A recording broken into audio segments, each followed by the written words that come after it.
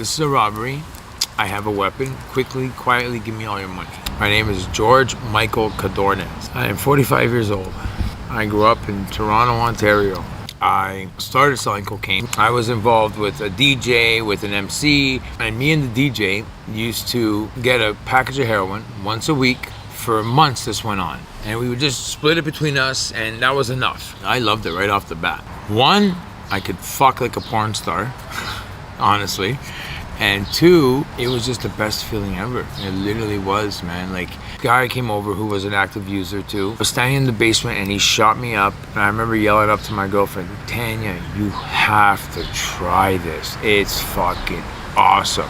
And the way I went, people got busted. My dealers vanished, so I was just moved on to the crack cocaine, leading up to what was a bank robbery. Where in your life were you when you made a decision that I want to robbing a bank? One, my mom worked in a bank for 25 years, so I knew a lot of like inside stuff, right? It's not like the movies where you're gonna get thousands or hundreds of thousands of dollars. You're not. There's only one teller who will have like anywhere from $5,000 to $7,000. That would be the head teller. All the rest only have a couple $1,000s at a time. They have to give you the money, like they have to. That's their main thing, get you out of the bank. That's all they care about. They don't care about the money. The money's insured. A note's sufficient. You don't need a gun, because if you use a gun or pull a weapon, you're gonna get charged with armed robbery. I also watched on Dog the Bounty Hunter that it takes a certain mentality to rob a bank. And I wanted to see if I had that. And I do. What it comes down to though, it was also just a cry for help. So I knew if I robbed this bank, I'm not gonna get away with it, because as you know, the bank was in my backyard. The bank was where I did banking. It was like the perfect scenario. I could get in and out, back into my building before anybody knew what was going on. I got up one day and I was like, today's the day, and I just did it. I wanted to get high, I wanted money, I was sick of it, so I went out and just did it. Wrote the note, tried not to touch it, and said, this is a robbery. I have a weapon. Quickly, quietly, give me all your money. I go, I get dressed up, take off my glasses, put on a hat. Yay, big disguise, right? Go out my back door, into their parking lot, into the bank, walk in, nobody in there, maybe one person. So I'm the next person in line. I give her the note. She looks at me and she's like, are you serious? And I motioned, yeah, hurry up. And she's like, give me a second. I look around like, seriously? She walks over to the manager who's standing right there at the end of the tellers, shows her the note. I see them talking, and now during this time, I'll be honest with you, I'm nervous as fuck, and I want to just leave. I almost just turn around and leave. But then I think to myself, I've already gone this far. I'm going to go to jail regardless. So I might as well wait for the money. And I had brought a legal pouch envelope. So they would drop the bills in and I could see if there was any die packs, right? Because they would all separate. She drops in 50s and 100s.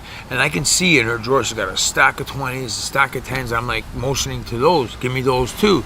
And she nods her, like she shakes her head, no. And I'm like, what the fuck? What do you mean no? Right? Give me all the money. I asked for the note back. She's like, no. The bank, you can't see me. At the teller, you really can't see me because I kept my head down. I did all these things. But it's on the way out. There's 2 bank machines.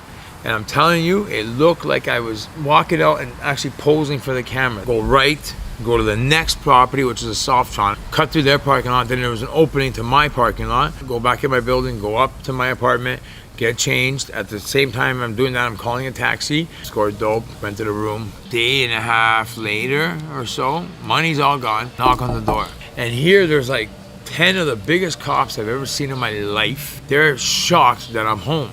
Get down, Michael, get down. And I'm like, who the fuck is Michael? It's you, get down. And all I can hear in the background is my mom saying, are those real guns? Are those real guns? And I'm like, no, Mom, they're fucking toy guns. They're playing. Of course they're real, right? In the interview room, why'd you rob a bank? You know, you only got $1,700 and you could have robbed the Hasty Market across the street and got a lot less time. But I was like, one, that's where the money is. They have to give me the money. That's what they're trained to do. And two, I'd have to fight the guy at the Hasty Market probably for that money, right? I don't want to do that. I did a total of 18 months. When I first got in, I said it was a cry for help, joined drug treatment, went to AA. And my sentencing judge, he said straight, I'm not going to give this man federal time because he's going to go sit in reception and do nothing. At least he's already doing something at Maplehurst. So I used to work 14 hours a day in the kitchen just to kill the time, which it did. I didn't do drugs for that time. First thing as soon as I got out, what did I do? I bought crack and got high. Right away. I've been trying to kick on my own for the longest time. I just never could.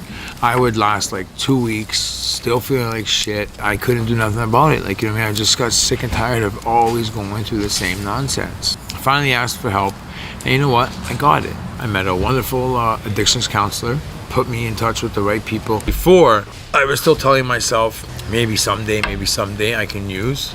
Like now, I know I can. I'm willing to do anything. It's a total transformation, right? Like if it was to score or get high, I would do anything. So to get sober or stay sober, I'll do anything too. It takes a quarter of the effort to stay clean. There's a lot of fucking work getting high. The future looks calm. I don't have to do anything. When I get up, yeah, I go to work. I have to get up and go to work, but I don't have to, score. And for me, the biggest thing is there's no more noise in my head. When I go to sleep at night, I close my eyes, I go to sleep. So that's the best feeling I've ever had in my life. And that's from being sober and clean. Yeah. Yeah. Awesome. Okay, thanks, George. We're good. Okay. Okay? Thanks, man. Okay.